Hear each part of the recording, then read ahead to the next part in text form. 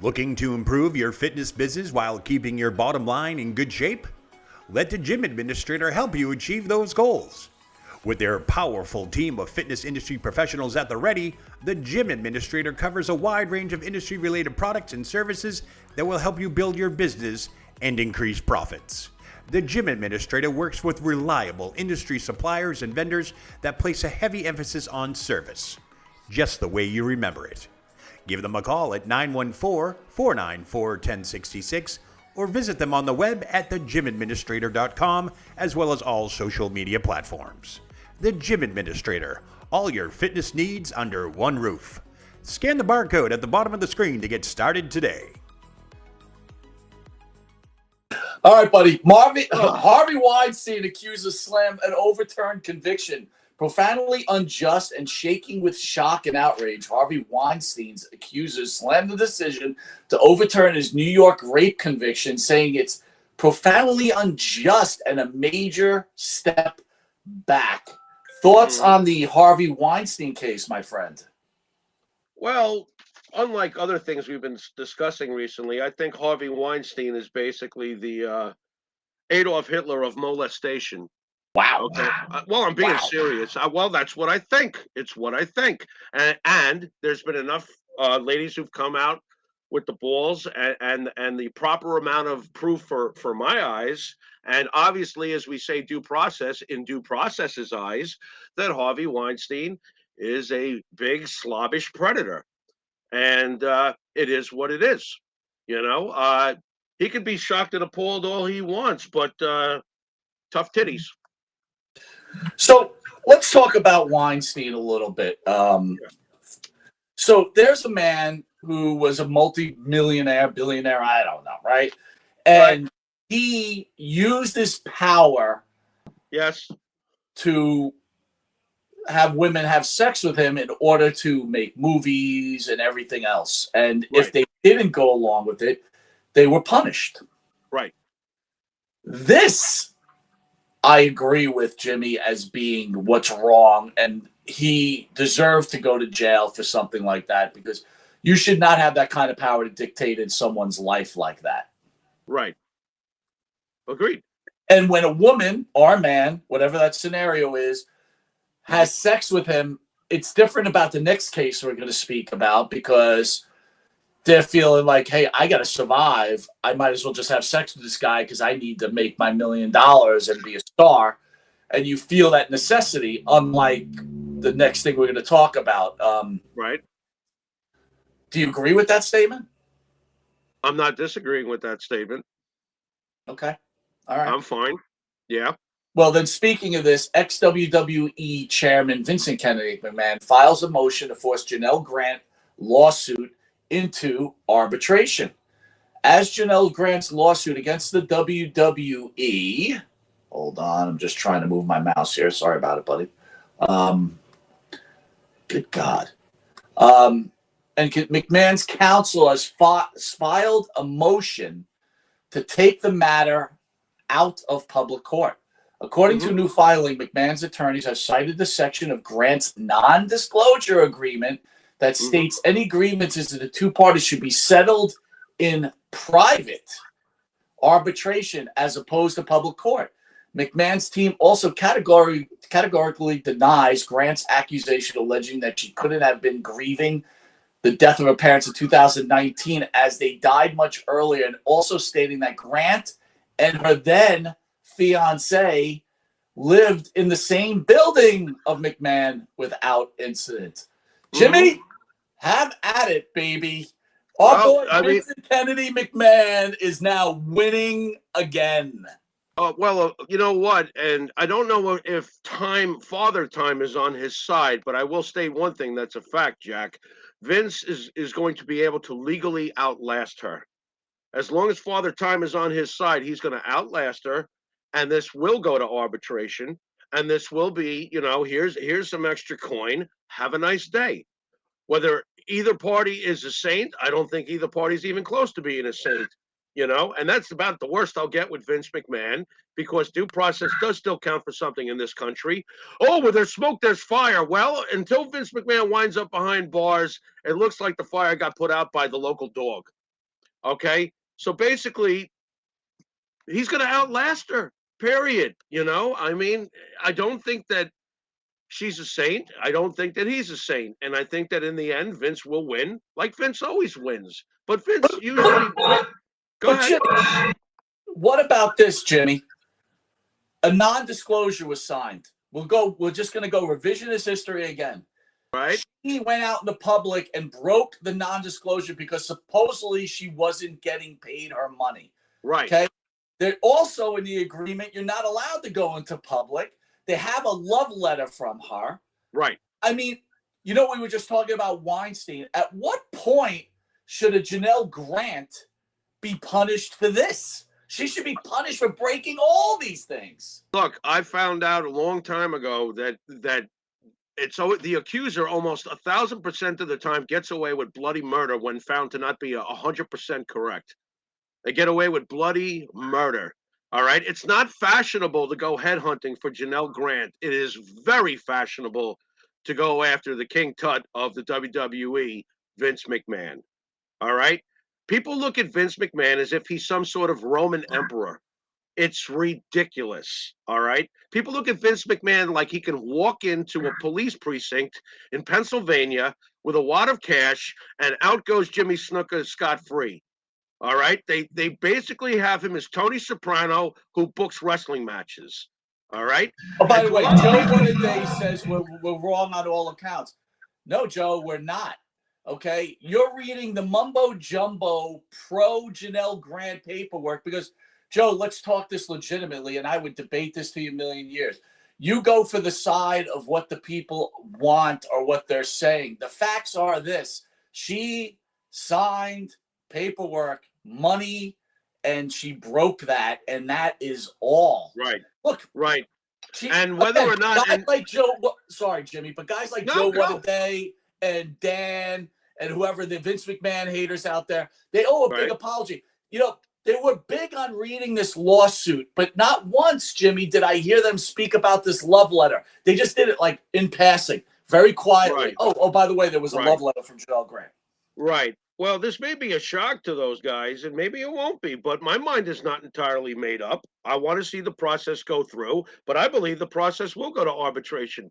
I do believe that, and Joe, I did see your answer on the 30. I thought your answer was great, but here's the bottom line. Whether this case technically is about money or not, it's about money, and it's going to be about money.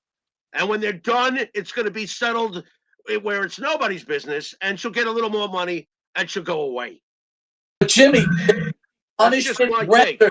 But there should be punishment rendered when you do this type of thing. That's a problem that goes on in this country. You can sue. This stuff wouldn't go on if you had to pay all the legal bills. Right. People wouldn't be taking that chance. Right. People do it all the time. And I'm sure that Joe and Dan both realize that people do this all the time.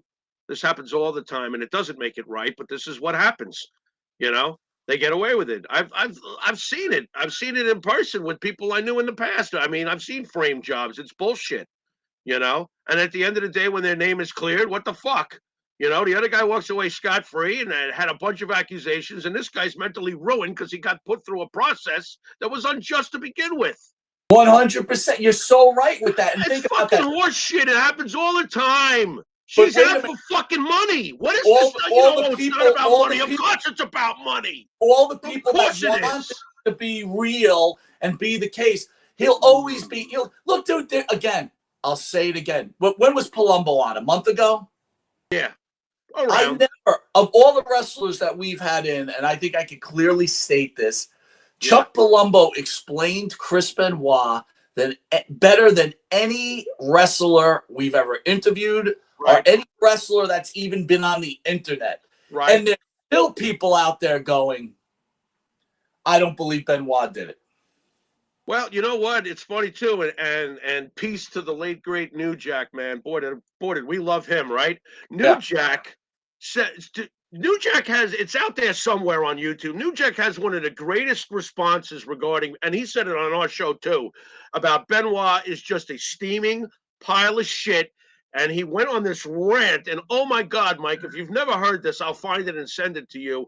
But basically, he's like, CTE?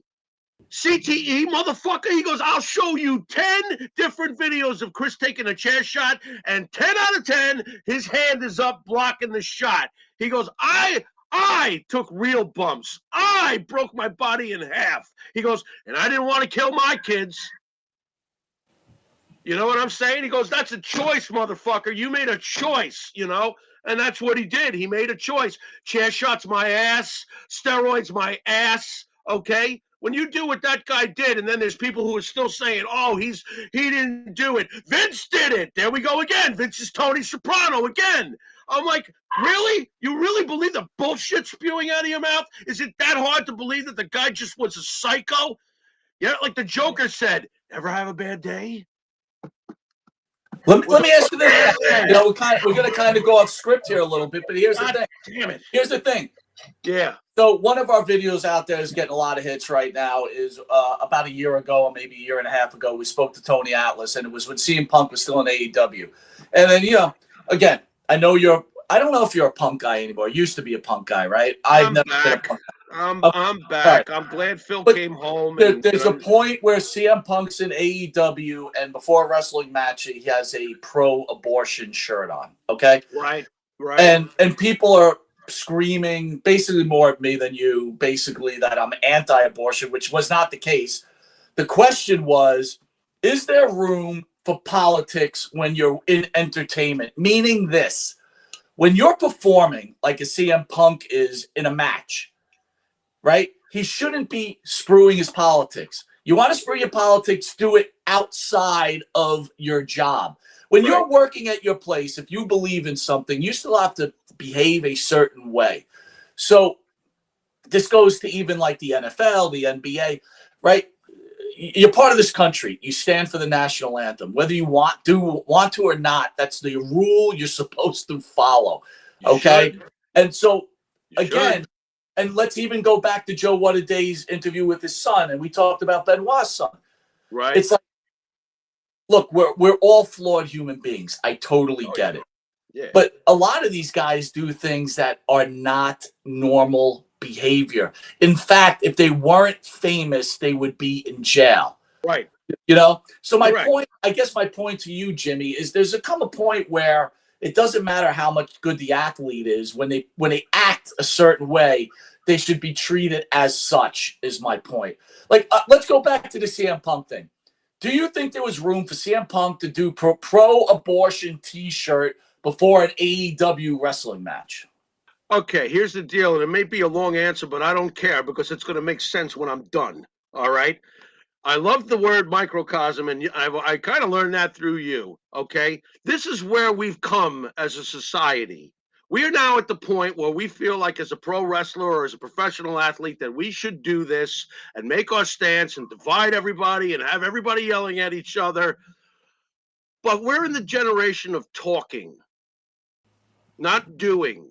We're in the generation where we are lucky enough, Mike, and this counts. I mean, you served, so you saw some stuff. But we're all very blessed because there ain't no World War III.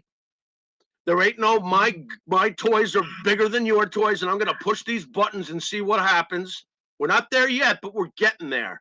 All right? I don't believe that pro wrestling and professional sports and Hollywood actors should be able to carry that sort of irresponsible weight when they divide this country, okay? There's a reason why in World War II, when real threats existed, okay, the Mussolinis, the Hitlers, the Stalins, and all that came before during World War I into World War II, the Americans that lived through that, there's a reason why in World War II, FDR said baseball must go on. And it wasn't for Joe DiMaggio to come out and walk to center field in Death Valley in the Bronx and have something on the back of his jersey that said FDR is oppressive or whatever. We're being played by the machine. No. Okay? We knew then what was right and wrong, and I'd like to believe we still do. But when you start peeling back entertainment and it turns to this sort of level of reality, when I tune into a wrestling show, I want to get away from reality. When I tune into a baseball game, I want the baseball game to take me away. When I hear the national anthem before a sporting event, I want to think about how my father served, how his father served, how you served, how much respect I have for Woodrow Wilson, how much respect I have for FDR, how much respect I have for Winston Churchill. That's right, Winston effing Churchill. Okay? Because if it wasn't for these sorts of men, we would not be sitting here peeling back every last complaint we can find. Society, get a grip. And if it's coming from me, oh man, what a mess.